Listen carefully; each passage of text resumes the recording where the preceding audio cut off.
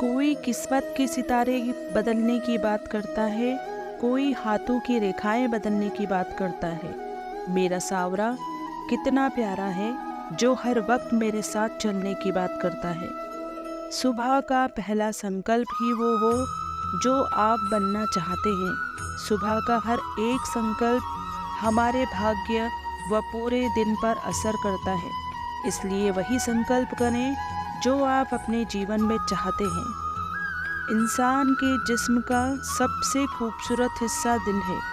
अगर ये साफ नहीं तो चमकता चेहरा किसी काम का नहीं।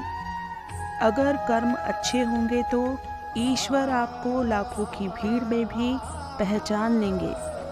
सुबह नींद से जागने के बाद पहला 1 घंटा आपको वो सब दिला सकता है जो आप अपने जीवन में बनना चाहते हैं। इसलिए अपने पहले 1 घंटे में मोबाइल, टीवी और समाचार पत्र की जगह आप पॉजिटिव इन्फॉर्मेशन, परमात्मा के महावाक्य, मेडिटेशन या कोई भी ऐसी चीज़ देखें, सुने या पढ़ें जो पूरी तरह सात्विक हो।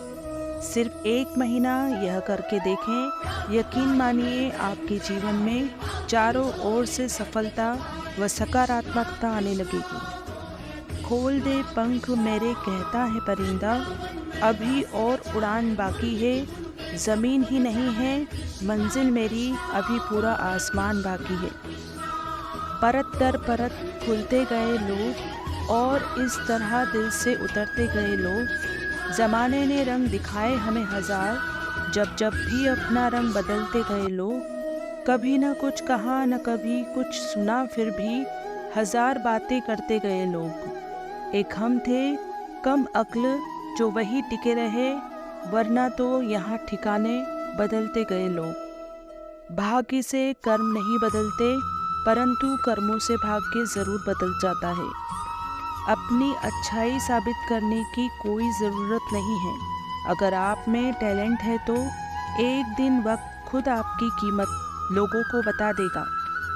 जीवन की खराब से खराब परिस्थिति में भी एक व्यक्ति ऐसा ज़रूर होता है जिसे देखकर आप मुस्कुरा सकते हो।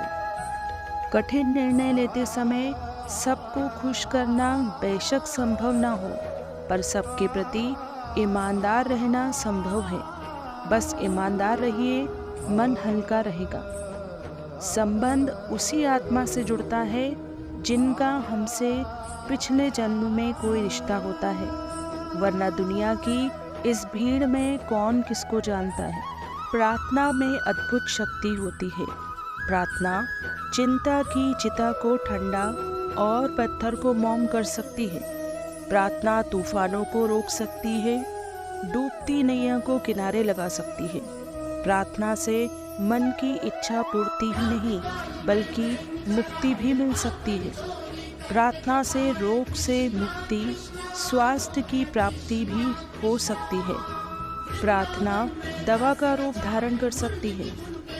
विश्व ऐसे कई चमत्कारों से भरा पड़ा है जहाँ प्रार्थना की शक्ति से लोग लाइलाज रोग से ठीक होकर खड़े हो गए। ऐसे भी उदाहरण देखे गए हैं जहां इंसान प्रार्थना की शक्ति से मृत्यु के चंगुल से भी वापस आ गया है।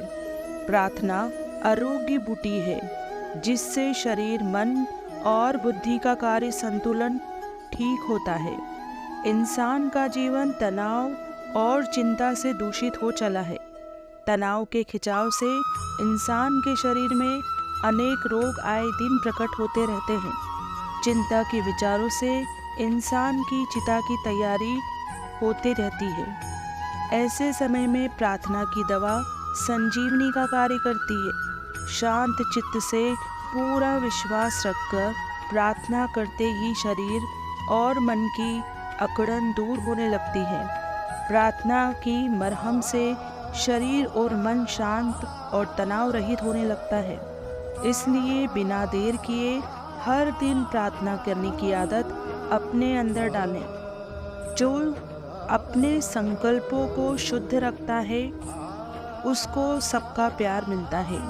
मेरी बुद्धि अगर पर चिंतन में घूमती, सत्यता को छोड़ स्वच्छता की छोड़ असत्यता की ओर जाती, तो पहले मेरी बुद्धि ने ही मुझे प्यार नहीं दिया। अगर बुद्धि ही प्यार नहीं करती तो दूसरे क्या करेंगे। साथ साथ यह भी देखो कि मेरे संस्कार मुझे रिस्पेक्ट देते हैं।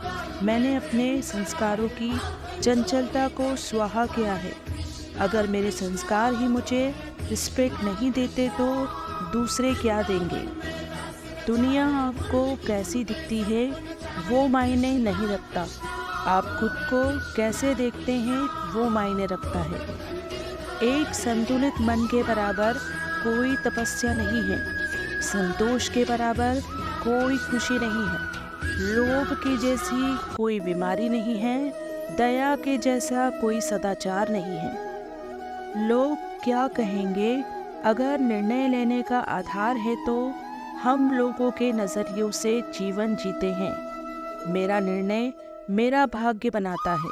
मेरे संस्कार, मेरी सेहत, मेरी क्षमता, मेरा परिवार, मेरा समाज, लोग क्या कहेंगे, इस बोझ को खत्म करें। धैर्य और दृढ़ता जैसे गुणों को विकसित करें, क्योंकि वे आध्यात्मिक विकास के लिए महत्वपूर्ण कदम है। चिता तो मुर्दे को जलाती है, किंतु चिंता तो जिंदगी को भी जलाती है।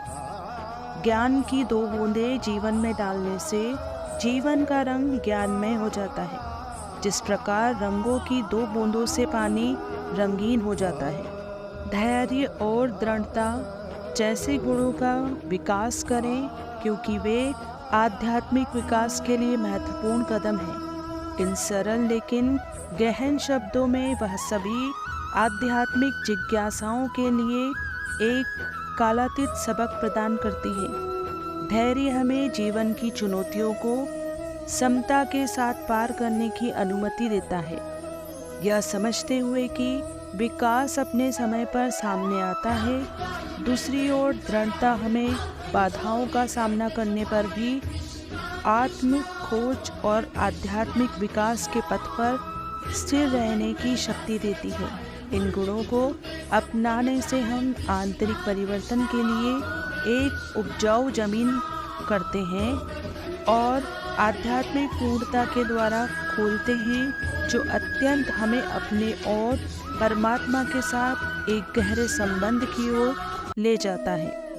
अच्छे व्यक्ति के साथ संबंध उस गन्ने के समान है जिसे आप तोड़ो, मरोड़ो, काटो, आपको उससे मीठा रस ही मिलेगा। मौन क्रोध की सर्वोत्तम चिकित्सा है। अपने खिलाफ बातें खामोशी से सुन लो, यकीन मानो वक्त बेहतरीन जवाब देगा। जिंदगी के 3 उसूल बना लो। उससे ज़रूर माफ़ी मांगो जिसे तुम चाहते हो, उसे कभी मत छोड़ो जो तुम्हें चाहता हो, उससे कभी कुछ ना छुपाओ जो तुम्हें प्यार करता हो। मुस्कुराहट को अपने होठों पर सजा कर रखते हैं, गमों को अपने दिल में छुपा कर रखते हैं। कोई पूछता है कैसी चल रही है ज़िंदगी, ज़िंदगी से ही जिंदा हूँ मैं, ये सबको बताकर चलते हैं। जो व्यक्ति मन से शुद्ध और बेरभाव से मुक्त होता है, विपत्ति आने पर उसे किसी का साथ ना कभी प्राप्त हो तो भी ईश्वर के साथ की शक्ति किसी न किसी रूप में उसके साथ अवश्य होती है। राधा कृष्ण के प्यार में अहंकार या स्वार्थ के लिए कोई जगह नहीं है। यह शुद्ध प्रेम और भक्ति पर आधारित एक दिव्य मिलन है। जो सफ़र की शुरुआत करते हैं वो मंजिल भी पा लेते हैं। बस एक बार चलने का हौसला रखना ज़रूरी है, क्योंकि अच्छे इंसानों का तो रास्ते में भी इंतज़ार करते हैं।